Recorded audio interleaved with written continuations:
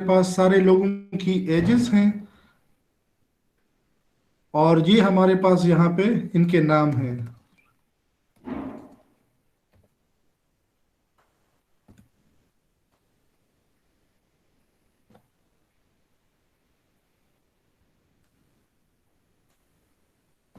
ठीक है। So we have these three names and their ages. तो आप देखेंगे कि ये दोनों एरेज जो हैं ये अलग अलग मेंटेन हो रही हैं। ठीक है। तो इस वजह से हम खुद ये ख्याल रखेंगे कि ये जिसका पहले नंबर पे यहाँ पे नाम है, ये पहले नंबर पे यहाँ पे एज उसकी है। ठीक है।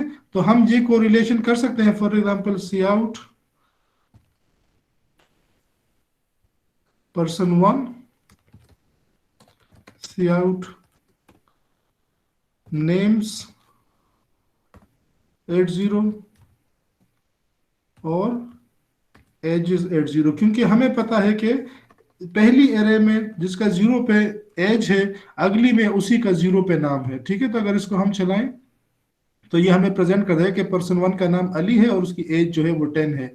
लेकिन ये अगर आपको याद हो तो हमने डिस्कस किया था कि हमें मेजर इश्यूज जो हैं वो प्रोसीजरल प्रोग्रामिंग में ये है कि फंक्शन तो अपना काम कर रहे हैं, लेकिन ये डिफरेंट टाइप्स ऑफ डेटा जो है ये एक बंदे को बिलोंग कर रहे हैं। ये उसी बंदे का नाम है, ये उसकी एज है, लेकिन ये दोनों डिफरेंट डेटा स्ट्रक्चर्स हैं, इसलिए हम उसको गलती कर सकते हैं इसमें। अगर हम यहाँ से किसी बंदे को डिलीट कर लें तो उसका नाम रह जाएगा, उसकी एज जो है वो डिलीट हो जाएगी। अगर हम इस एरे की सॉर्टिंग करें और दूसरे की ना करें तो सबकी इंफॉर्मेशन जो है वो मिसमैच हो जाएगी।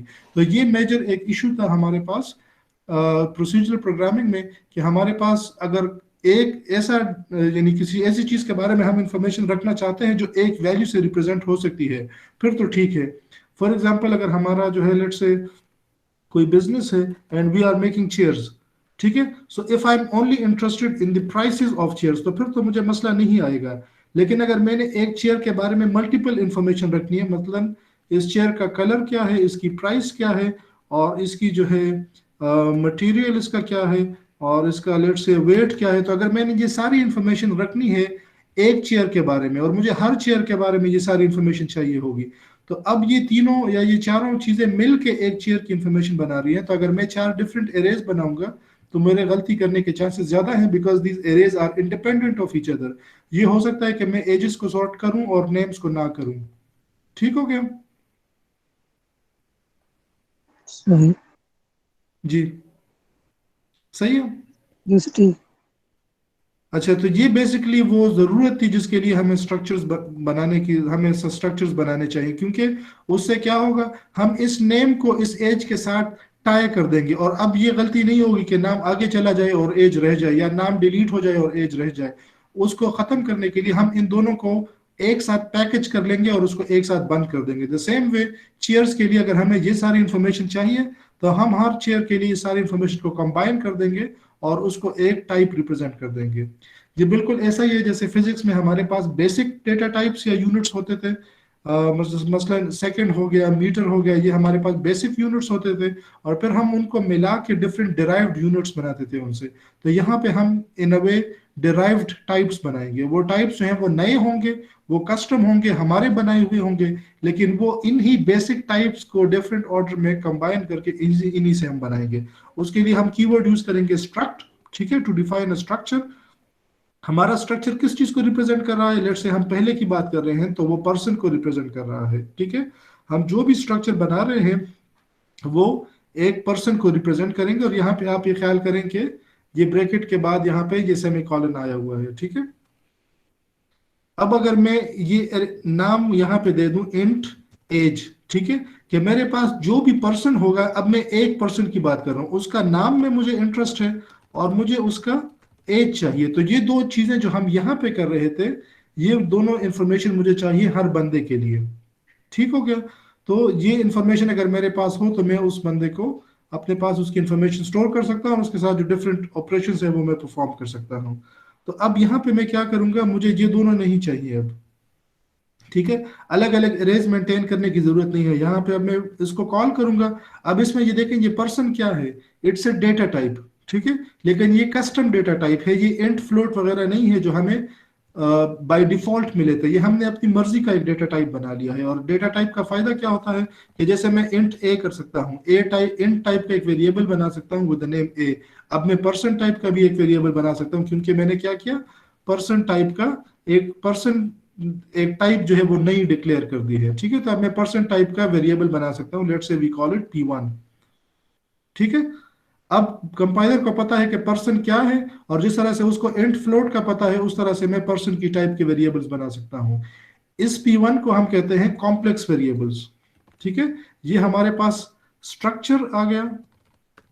तो बेसिकली स्ट्रक्चर क्या है, ये हमारे कस्टम डेटा टाइप्स हो गए जो हम अपनी तरफ से डिफाइन करते हैं, और ये इन अ वे डिराइव्ड डेटा टाइप्स हैं। इसमें कोई नई चीज हम नहीं डालेंगे, जो एग्जिस्टिंग डेटा टाइप्स हैं उन्हीं की डिफरेंट कॉम्बिनेशन से हम ये बनाते हैं। ठीक है, और यहाँ पे P1 क्या है, इसको हम कहते हैं कॉम्प्लेक्स वेरिएबल।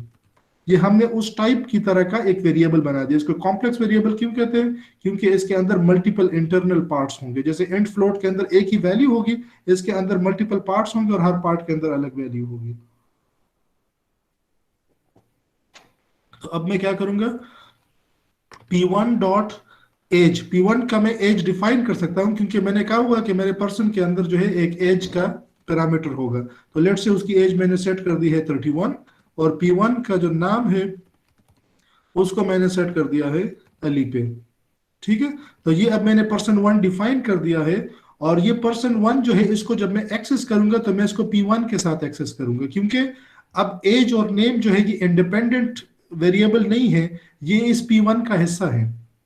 ठीक है, P1 एक बॉक्स है जिसके अंदर एक एज पड़ा हुआ है और एक नाम पड़ा हुआ है, और उसके अंदर ये वैल्यूज पड़ी हुई हैं।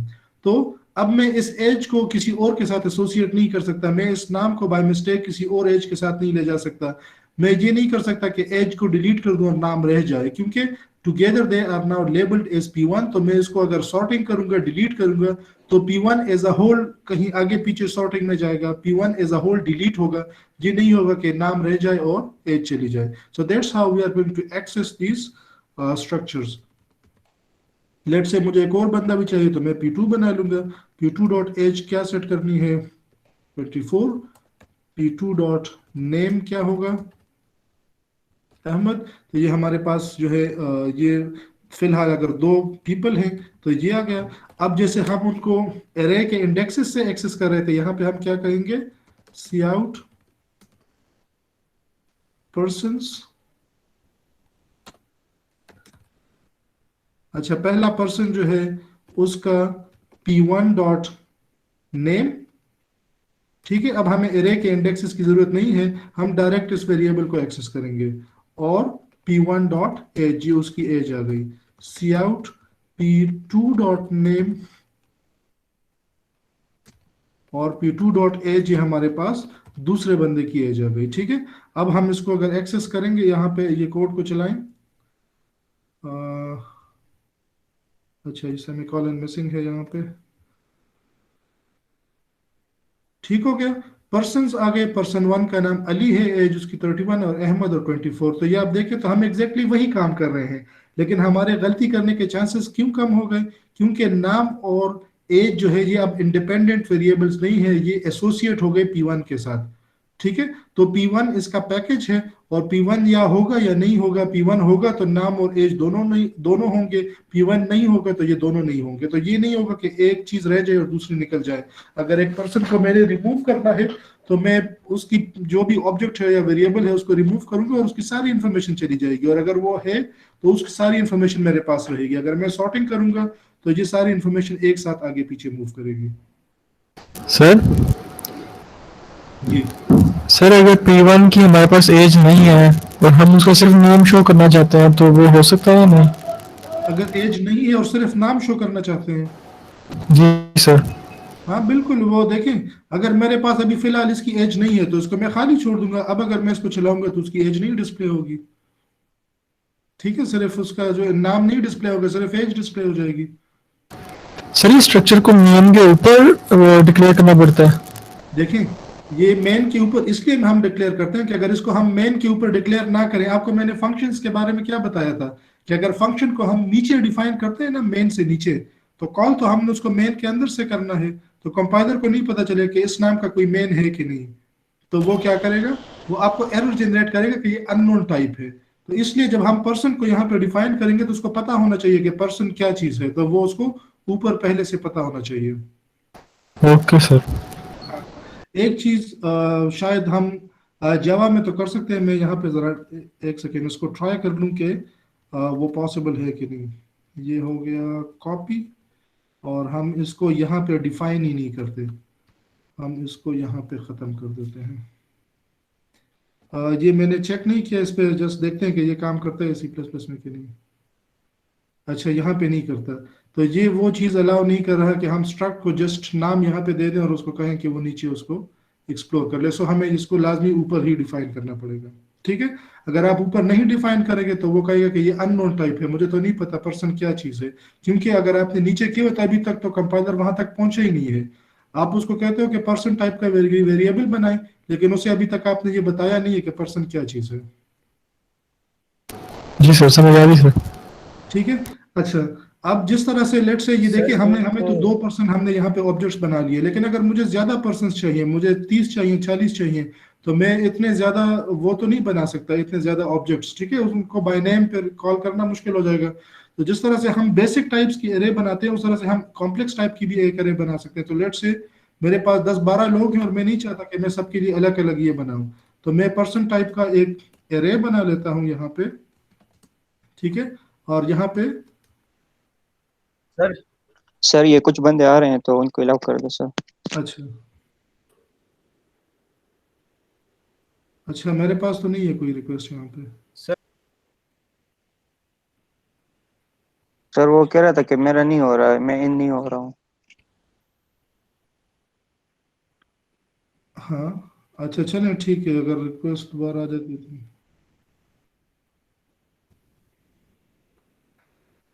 अच्छा, तो लेट से यहाँ पे हम एक वो डिफाइन कर सकते हैं कि मेरे पास 10 पर्सन्स होंगे। ठीक है, अब यहाँ पे मैंने इसको बता दिया कि पी जो है वो एक इट्स लड़का है शाइक, वो कह रहा है जी जी जी कि ज्वाइन कर मुझे लिए क्लास के अंदर इन करें। सॉरी, नहीं समझ आई। सर इशू रिजॉल्व हो गया सर, कंटिन्यू करें। अच्छा तो P is an array of size 10, और P के अंदर हम सिर्फ पर्सन डाल सकते हैं। ठीक है, तो फॉर लेट से हम एक लूप चलाते हैं फॉर इसको कम कर लेते हैं ताकि हमारी थोड़ी सी एफर्ट जो है वो कम हो जाए। For int I equal to 0, हमें पता है कि हमें लूप 3 तक ही चलाना है क्योंकि हमें 3 वो लोग चाहिए।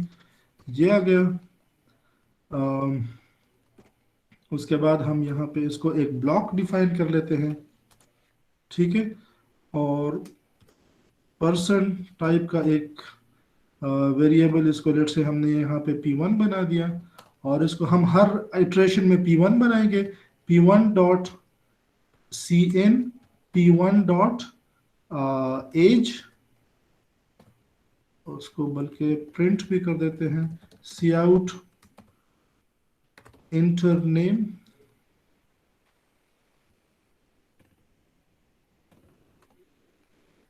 CN P1 डॉट नेम, और सी आउट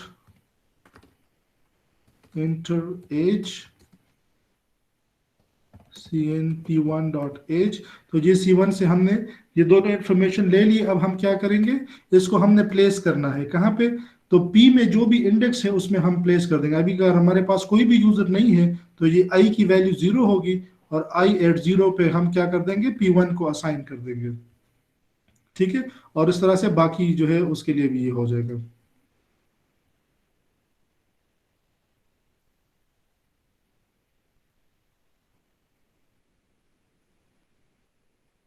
अच्छा ठीक है, इसको अभी हमें फिलहाल ज़रूरत नहीं है। ठीक है, तो ये हमसे मांग रहे हैं कि हम पहले पर्सन को क्या नाम दें। तो लेट से पहले पर्सन का नाम अली हो गया, एज जो है वो 12 आ गई। The second person is Tariq, age is 82। ठीक है, we have a third person का एज जो है वो 65, सॉरी नेम जो है वो हो गया अहमर एंड एज इज 33। तो ये हमने क्या किया, 3 लोगों की इंफॉर्मेशन जो है वो हमने यूजर से लेके एरे को फिल अप कर दिया है। ठीक हो गया। तो इस तरह से हम मल्टीपल लोगों को एक साथ मेंटेन कर सकते हैं। सर अब जी सर ये जो वैल्यूज ली हैं हमने सर इनको डिस्प्ले कैसे करवाएंगे, लूप के जरिए? हाँ हाँ, लूप के जरिए हम डिस्प्ले भी कर सकते हैं। हम इस पे लेट से डिस्प्ले से पहले एक और काम करते हैं। ठीक है, हम सर्च करते हैं कि हमारे पास फलान नाम का या एज के थ्रू करते हैं। ठीक है, तो यहाँ पे हम करते हैं कि search person through age bracket. ठीक हो गया। तो यहाँ पे हम क्या करेंगे, CN और ये इंफॉर्मेशन लेट से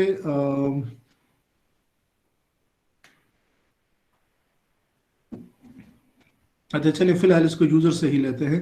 अब यहाँ पे हम यूजर से कहेंगे कि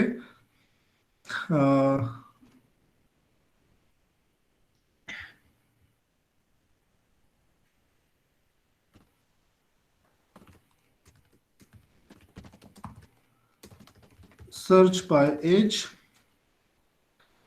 CN यहाँ पे min int min एज। ठीक हो गया। और int max as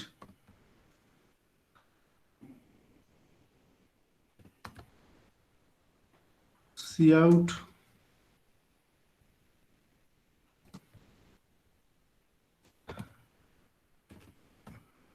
enter min age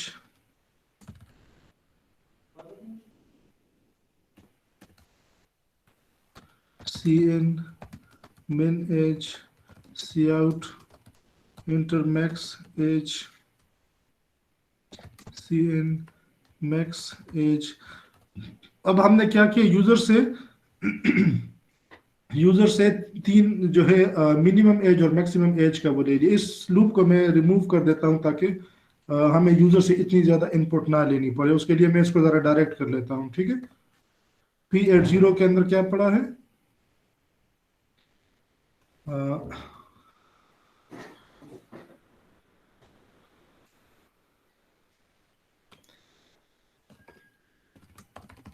person P1 जो है P1 डॉट नेम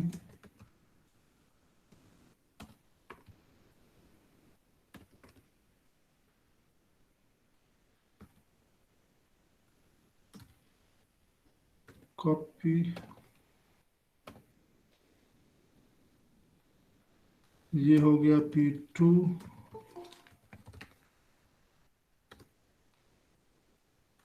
ये हो गया P3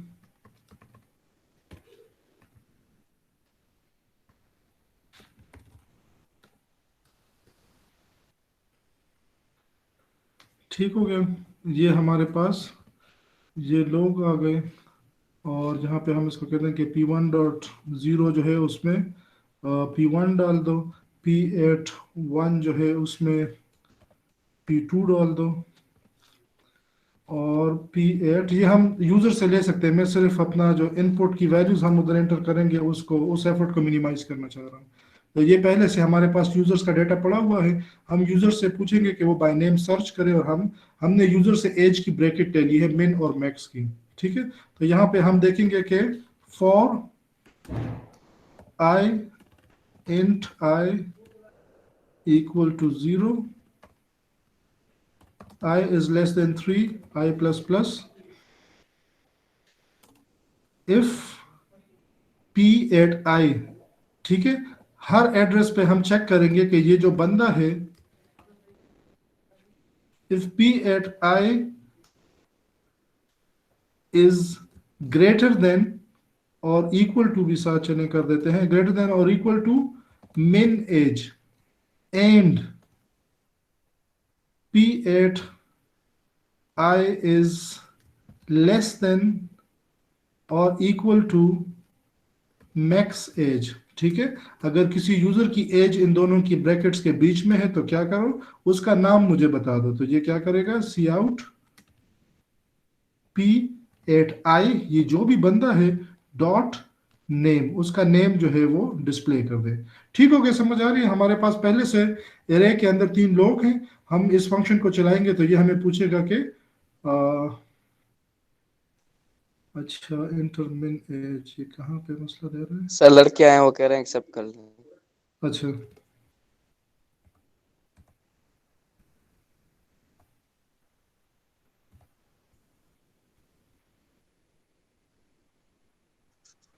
सर इस तरह अगर हम कोई नेगेटिव वैल्यू पुट करेंगे हाँ मिसाल के हाँ, तौर पे अगर तो वो तो फिर शो नहीं करेगा। अभी हम यूजर का डेटा, पर्सन का डेटा तो यूजर से नहीं ले रहा, तो यूजर नेगेटिव पे तो सर्च कर सकता है, लेकिन वो जो है वैल्यूज तो हमने एज इंटर नेगेटिव नहीं कर सकता, क्योंकि उसको हमने यहाँ पे पहले से ही कर दिया है। तो ये सारे कंडीशंस आप चेक कर सकते हैं। यहाँ पे आप देखें कि ये जो मिन एज हम प्रोवाइड कर रहे हैं, आप उस पर यहाँ पे इसको सीएन करने से पहले पहले उस पर कंडीशन वो चेक कर लें कि ये करेक्ट है कि नहीं, और अगर नहीं है तो यूजर को कहें कि वो दोबारा वो वैल्यू प्रोवाइड करे। जी जी सर ठीक। ठीक है। तो ये सारे जो मिनिमम जो कंडीशनल चेक्स हैं, ये सारे आप उसके ऊपर अप्लाई कर सकते हैं कि एज चूंकि नेगेटिव नहीं हो सकती, तो वो ये हो गया। मैक्सिमम एज जो है उसको भी कोई खास वैल्यू सेट कर दे, लेट से 150 के ऊपर नहीं हो सकती, तो उसकी भी एक वैल्यू हो जाएगी। एक अच्छा रेंज उसको यहाँ बता पे देंगे। सर इफ जी, का ब्लॉक नहीं है सर, इफ का हाँ तो वो ठीक है, कर्ली एक ही ब्रैकेट्स। स्टेटमेंट है, हमारे पास ब्लॉक की जरूरत ही नहीं है। ये लेस देन और ग्रेटर देन और इक्वल टू को तो मेरे ख्याल में ऐसे ही करते हैं। मिन एज की स्पेलिंग ये भी हमने ठीक लिखी है, पर्सन को हम पी से लिखा हुआ है। अच्छा ये क्या दे रहा है, ऑपरेटर। अच्छा ठीक है, हम p को कंपेयर कर रहे हैं ना, p तो एक कॉम्प्लेक्स वेरिएबल है। कॉम्प्लेक्स वेरिएबल कैसे एक इंटीजर वैल्यू से कंपेयर हो सकता है? तो हम p को नहीं करेंगे, p के अंदर जो एज पड़ी है उसको कंपेयर करेंगे। ठीक हो गया? ये जो भी पर्सन है, पहले i की वैल्यू 0 होगी तो पहला पर्सन होगा, उसकी एज को हमने इसके साथ कंपेयर करना है। ठीक हो गया? ठीक है ना? जी जी सर। Yes sir. वेरिएबल को तो हम एज अ होल कंपेयर नहीं कर सकते, उसके किसी पैरामीटर को करेंगे तो वो हमें डिफाइन करना पड़ेगा।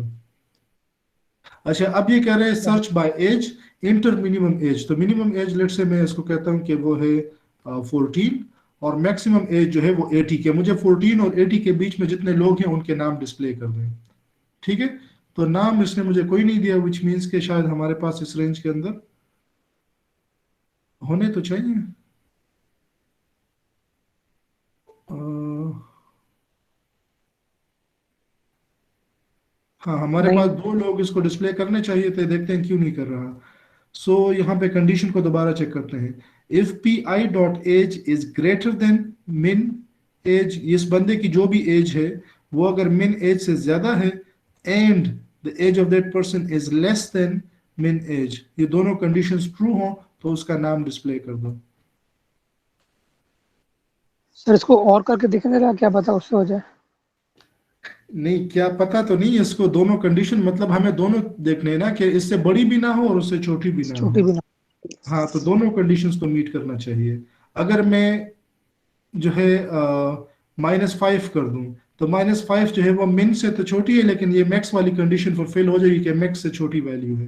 तो जी और नहीं, इसको एंड ही होना चाहिए। लेकिन देखते हैं कि हमारा हम गलती कहाँ पे कर रहे हैं।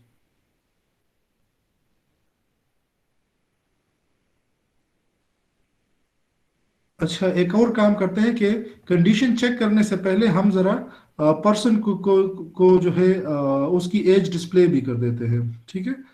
सो सी आउट P8I डॉट एज, कि हमें जरा अंदाजा हो जाए कि हमारी वैल्यू जो है वो क्या डिस्प्ले है यहाँ पे। 14 और 82।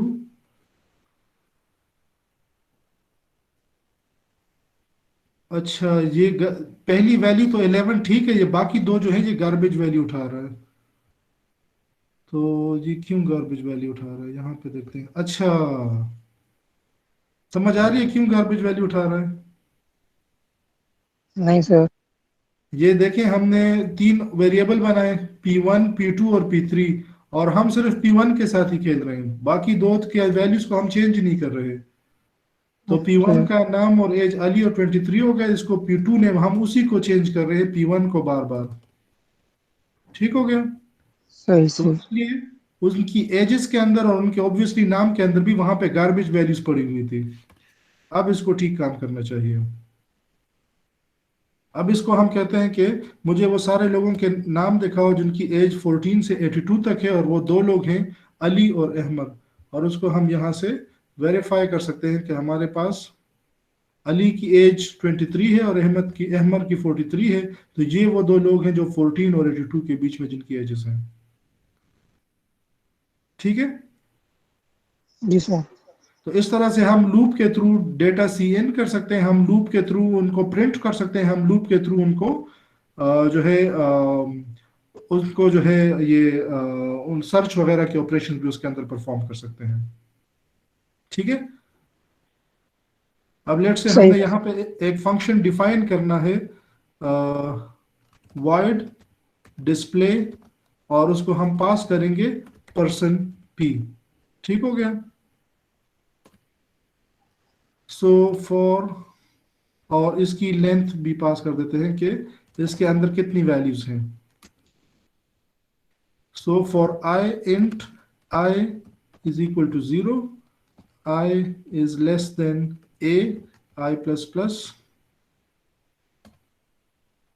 cout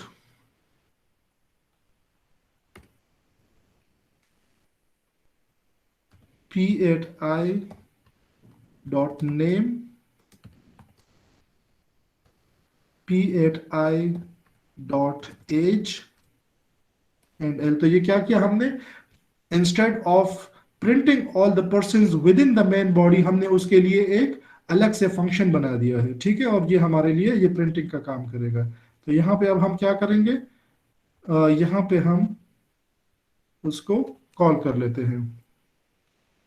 तो फंक्शन का नाम जो है वो है डिस्प्ले, और डिस्प्ले को हम p पास कर देंगे, और साथ में उसकी लेंथ जो है एरे की वो पास कर देंगे।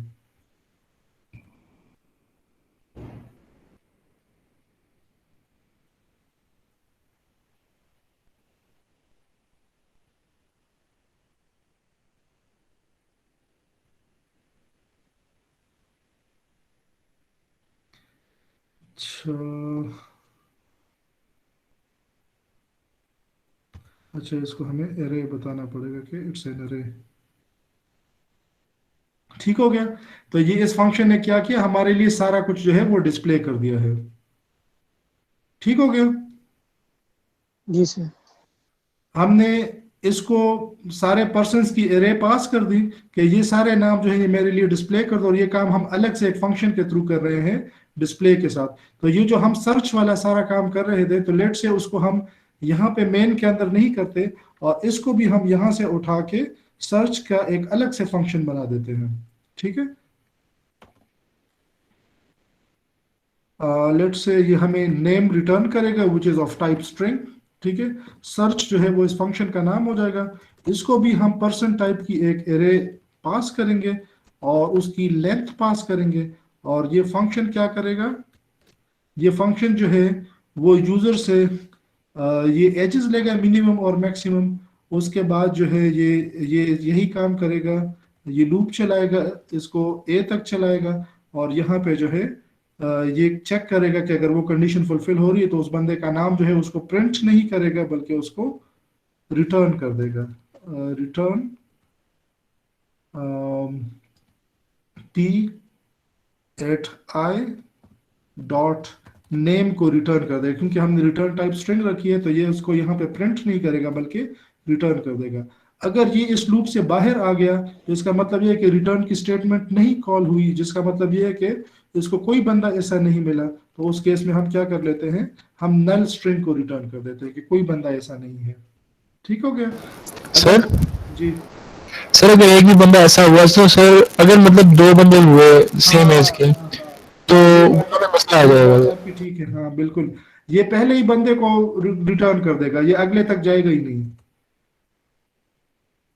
तो सी प्लस में ये प्रॉब्लम है कि हम मल्टीपल आइटम्स को रिटर्न नहीं कर सकते, तो हमें एक एक फिर चेक करना पड़ेगा।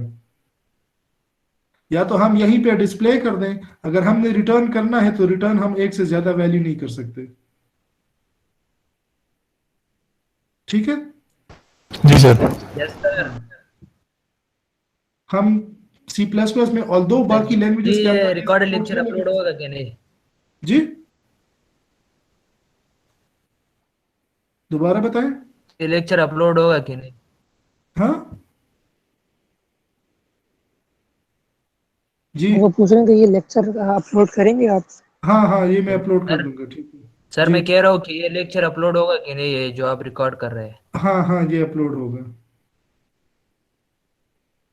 ठीक है ओके सर, थैंक यू। अच्छा, तो इस तरह से ये आप सर्च कर सकते हैं और इसको जो भी पहला बंदा मिलेगा ये उसको रिटर्न कर देगा कि हाँ इस नाम का, इस उसका, इस एज रेंज का बंदा जो है वो मिल गया है। इस तरह से ये सारे काम हम कर सकते हैं स्ट्रक्चर्स के थ्रू। लेकिन स्ट्रक्चर्स के अंदर कुछ मसले हैं जिसको मैं यहाँ पे कमेंट्स के तौर पे यहाँ पे लिख रहा हूँ कि इन मसलों की वजह से हमें फिर ऑब्जेक्ट ओरिएंटेड प्रोग्रामिंग की जरूरत पड़ गई और फिर हमें क्लासेस बनाने पड़ गए। तो पहला मसला क्या है? No data security. स्ट्रक्चर्स के अंदर डेटा सिक्योरिटी नहीं है। आप देखें कि आप कहीं से भी किसी भी ऑब्जेक्ट के साथ डॉट लगा के उसका कोई भी पैरामीटर कॉल कर लें और उसकी वैल्यू को आप चेंज कर सकते हैं। ठीक है, तो अगर आप ये नहीं चाहते तो ये आपको स्ट्रक्चर्स उस चीज से रोकता नहीं है कि आप किसी चीज की वैल्यू अपडेट ना करें। ठीक है, तो एक तो स्ट्रक्चर के अंदर ये मसला आ गया। ठीक है,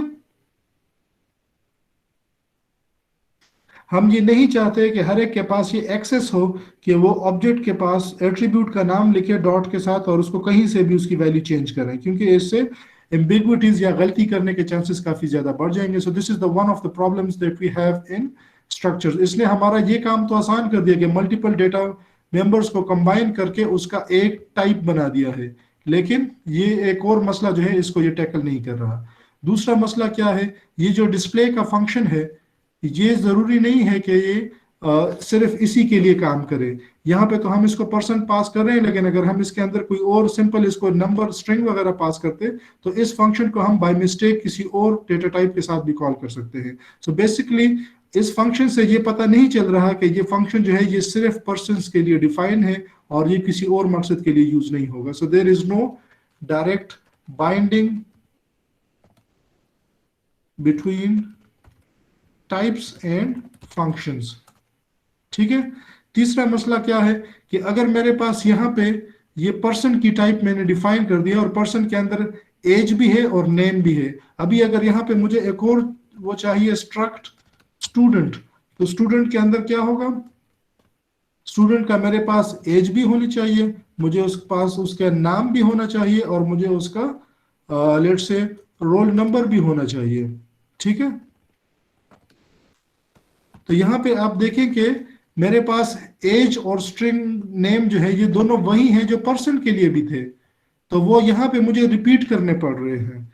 अगर मेरे पास, तो यहाँ पे ये डेटा की या कोड की डुप्लीकेशन हो रही है।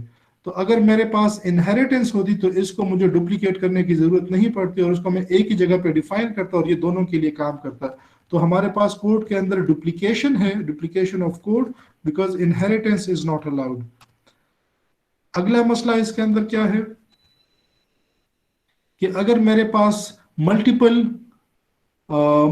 जो है इस तरह के स्ट्रक्चर्स हैं और मुझे उन सब को लूप करना है फॉर स्पेसिफिक रिक्वेस्ट जिसको मैं चेक करना चाह रहा हूँ, और उन सब की टाइप तकरीबन एक जैसी है, जैसे आप देखें कि स्टूडेंट और पर्सन में कोई खास डिफरेंस नहीं है, तो मैंने किसी बंदे को ढूंढना है जो पर्सन में भी हो सकता है और स्टूडेंट के अंदर भी हो सकता है, तो मुझे इसको अलग अलग चेक करना पड़ेगा। इसके लिए मेरे पास कोई ऐसा मैकेनिज्म नहीं है जो दोनों के अंदर एक वक्त पे उसको चेक करे, जिसको हम कहते हैं पॉलीमॉर्फिज्म जो अगेन आपके पास जब क्लासेस होंगी तो उसके अंदर हमारे पास ये सपोर्ट होगी कि हम एक कॉमन टाइप के अंदर once we have used inheritance जो स्ट्रक्चर्स के अंदर हो ही नहीं सकती, तो उसके अंदर हम एक कॉमन टाइप के अंदर ये सारा काम कर सकते हैं। तो ये जो प्रॉब्लम्स है करंटली ये चार, इसको आगे एड्रेस किया है क्लासेस के थ्रू, जो हमारा ऑब्जेक्ट ओरिएंटेड प्रोग्रामिंग की जो स्टार्ट होगी। The basic unit is classes and objects. ठीक है, जी सर। यहां तक कोई क्वेश्चंस है किसी के? नहीं सर, अभी तक तो नहीं है। अच्छा चलिए ठीक है। इसको मैं आप YouTube पे बाकी लेक्चर्स वगैरह देख रहे हैं? जी यस सर। सर। सर अच्छा जी, इसको मैं अपलोड कर देता हूँ, या अगर थोड़ी सी अच्छी क्वालिटी में ये मैं अलग से कर दिया तो फिर मैं वो रिकॉर्ड कर अपलोड कर दूंगा। ठीक सर है। इस वीक में कर दो अपलोड, या ये वाले ये सर अगर दूसरा बना लिया सर वो कर दो, हाँ लेकिन ठीक है ठीक है, अगर इस वीक तक मैंने वो नया नहीं बनाया तो फिर मैं ये कर लूंगा। असल में इसके अंदर ये डिस्ट्रैक्शन बहुत ज्यादा है, इस वजह से वो फिर आपके लिए जरा मसला होगा। तो सर अगर यस सर। हाँ इस वीक तक मैंने सर काइंडली सर ये प्रोग्राम्स भी अपलोड कर दिया करें ऐसा स्लेट पे, हम रन करके देख लिया करें। अच्छा ठीक हो गया, सही है, ठीक है। और थैंक यू। जो बाकी वीडियोस हैं जो अलग से रिकॉर्डेड है उनकी समझ ठीक से आ रही है आपको? जी सर। अच्छा चलिए ठीक हो गया जी, सर बहुत वो शुक्रिया। पॉइंटर्स वाली भी कर ले सर कौन अपलोड। सा? पॉइंटर्स। हाँ उसकी रिकॉर्डिंग, यस सर उसकी ठीक रिकॉर्डिंग अपलोड कर दें। ठीक है, मैं इंशाल्लाह इस वीक के एंड तक कोशिश करता हूँ ये हो जाए। सर उसकी कोड भी आप वो स्लाइड पे अपलोड कर दे सर। यार कोड तो मेरे पास पुरानी कॉपीज नहीं है, लेकिन ठीक हो गया, मैं कोशिश करता हूँ मैं उसको भी रिप्रोड्यूस कर लूँ। ठीक है, यस सर। ठीक है sir. Thank you so much. Okay जी, थैंक यू। और सरताज मुझे अटेंडेंस की लिस्ट भेज दें, और लास्ट टाइम भी कुछ लोग मिस हुए थे तो देख लें कि सबके नाम उसी तरह से मुझे एक सीक्वेंस में सारे आईडीज पर भेज दें। Okay sir. हाँ जो जो प्रेजेंट है वो सरताज को अपनी आईडीज लिखवा दें। ओके जी, thank you. Okay sir. Okay sir. You.